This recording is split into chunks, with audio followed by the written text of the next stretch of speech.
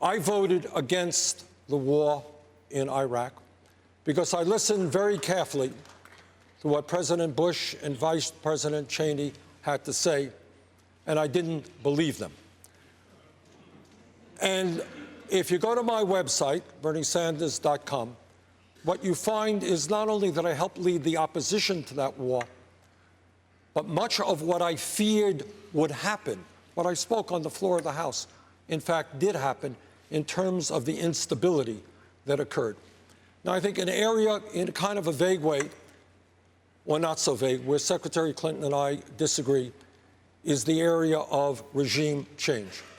Look, the truth is that a powerful nation like the United States, certainly working with our allies, we can overthrow dictators all over the world. And God only knows Saddam Hussein was a brutal dictator. We could overthrow Assad tomorrow if we wanted to. We got rid of Gaddafi. But the point about foreign policy is not just to know that you can overthrow a terrible dictator. It's to understand what happens the day after. And in Libya, for example, the United States, Secretary Clinton, as Secretary of State, working with some other countries, did get rid of a terrible dictator named Gaddafi.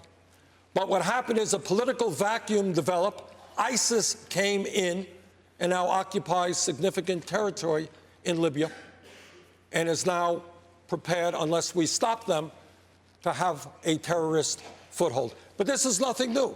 This has gone on 50 or 60 years, where the United States has been involved in overthrowing governments. Mossadegh back in 1953. Nobody knows who Mossadegh was. Democratically elected Prime Minister of Iran.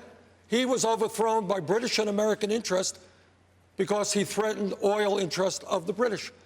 And as a result of that, the Shah of Iran came in, terrible dictator. As a result of that, you had the Iranian Revolution coming in, and that's where we are today. Unintended consequences. So I believe, as president, I will look very carefully about unintended consequences. I will do everything I can to make certain that the United States and our brave men and women in the military do not get bogged down in perpetual warfare in the Middle East. If I could just respond.